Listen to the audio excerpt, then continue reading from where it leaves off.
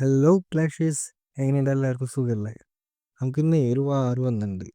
നമ്മുടെ same clan പോലെ തന്നെ എന്ന് വെച്ചാൽ നമ്മുടെ അടിയിൽ റഷ് ഇട്ടുണ്ട്, അതേപോലെ തന്നെ അവർ റഷ് ഇട്ടുണ്ട്.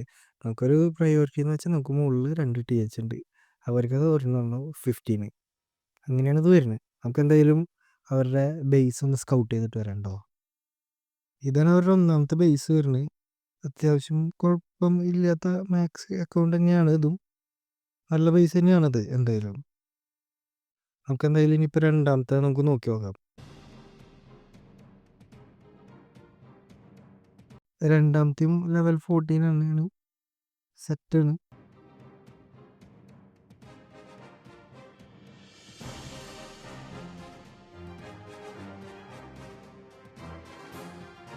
നമുക്കിനി മൂന്നാമത്തെ ഒന്ന് സ്കൗട്ട് ചെയ്യാം. ഇതും കുഴപ്പമില്ല, പക്ഷെ അത്ര മാക്സിമം ഒന്നും പറയാനില്ല. പക്ഷെ നമുക്ക് സിമ്പിളായിട്ട് ക്ലിയർ ചെയ്യാവുന്ന കേസ് തന്നെയാണുള്ളൂ. ഇതിൻ്റെ സി സി ഒക്കെ നടുവിലാണ്. അത് എപ്പോഴും സി സി നടുവിൽ വയ്ക്കുന്നത് ഒരു ബെറ്റർ ചോയ്സ് ആണ് കേട്ടോ. ഇനി നാലാമത്തെ വരുന്നത് അത് 13 ബേസ് വരുന്നത്. കുഴപ്പമില്ല, നല്ല ബേസാണ്. വാളൊന്നും ഫുൾ മാക്സ് ഒന്നല്ല.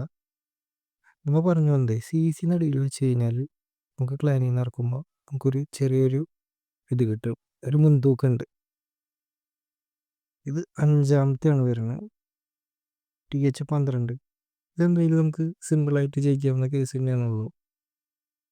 പക്ഷേ എന്ന് വെച്ച് കഴിഞ്ഞാൽ നമ്മൾ ഉണ്ടാക്കിയ പോലെ തന്നെയാണ് അവരുടെയും ക്ലാൻ വാർ മറ്റേ വിൻ സ്ട്രീക്ക് 7 അവരും ജയിച്ചേക്കണ വാർ 7. സോ എന്ന് വെച്ച് കഴിഞ്ഞാൽ അവരും നമ്മളെപ്പോലെ പുതിയൊരു ക്ലാനാണ്. അവരുടെ മാക്സിമം അടിച്ച് അവർ ക്ലിയർ ചെയ്ത് വന്നിട്ടുണ്ട്.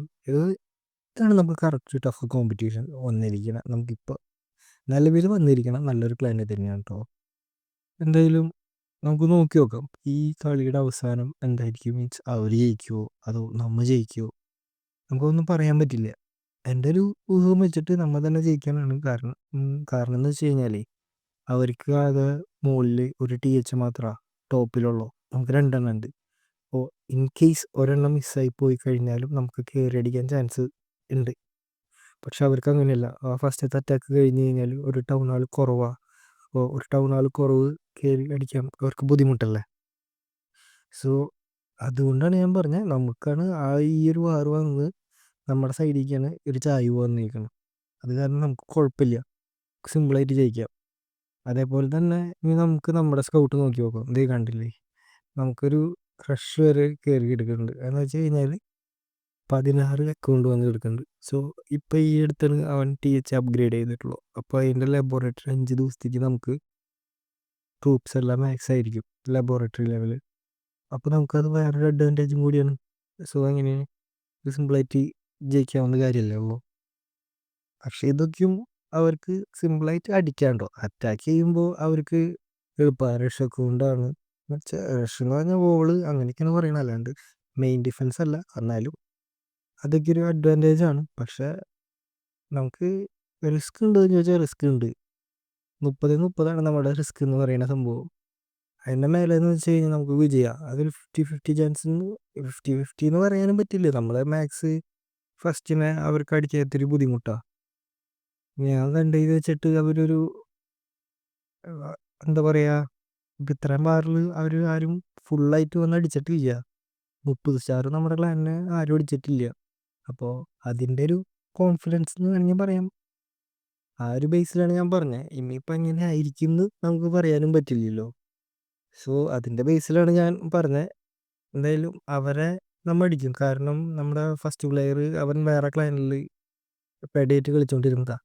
അവൻ എൻ്റെ ഒരു ഫ്രണ്ട് എന്നൊരു നിലയിൽ മാത്രമാണ് ആൾ ഈ ക്ലൈനിക്ക് വന്നത് തന്നെ.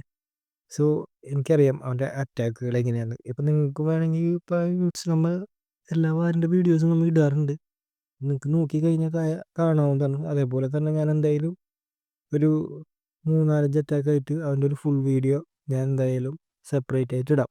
അപ്പോൾ നമുക്കറിയാമല്ലോ എങ്ങനെയാണ് ലെവൽ 15 ബേസ് എങ്ങനെ നമുക്ക് നല്ലൊരു അറ്റാക്ക് കൊണ്ടുപോവുക, അതൊക്കെ നമുക്ക് കാണാവുന്നതാണ്.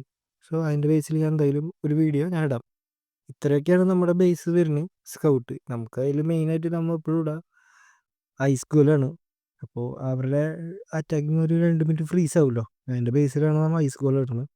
നമ്മുടെ ബേസും ആകെ ഇത്ര തന്നെ ഉള്ളൂ കേട്ടോ. എന്തായാലും നമുക്കേ നമ്മുടെ വാർ ലോഗോ ഒന്ന് നമുക്ക് നോക്കി നോക്കാം. നമ്മളിപ്പോ ഇത്രയും അറ്റാക്ക് ആയില്ലേ, അപ്പൊ ഇത് നമുക്കൊന്ന് കാണണ്ട. അപ്പൊ അത് 7 കളി വന്നു, 7 കളി നമ്മൾ ജയിച്ചിട്ടുണ്ട്. നമ്മൾ ലാസ്റ്റ് ആയിട്ട് എല്ലാം 30 സ്റ്റാർ വെച്ചാണ് ക്ലിയർ ചെയ്യുന്നത്. അതേപോലെ അവരുടെ നോക്കുമ്പോൾ നമുക്ക് അതിൽ അവർ വിസിബിൾ അല്ല അത് എടുക്കുന്നത്. സോ നമുക്ക് അവരത് നോക്കി നോക്കാം. ഗ്രാഫ് നോക്കുമ്പോൾ 7-7 തന്നെയാണ്, നമ്മളെപ്പോലെ തന്നെയാണ്, സെയിം തന്നെയാണ് നേരത്തെ പറഞ്ഞ പോലെ. എനിക്ക് തോന്നുന്നു നമ്മളെ പോലെ തന്നെ 2 പ്ലേയേഴ്സ് തന്നെയാണ് അവരുടെ ഉണ്ടാവുള്ളൂ, അവരത് കൊണ്ടുവരുന്നതായിരിക്കും.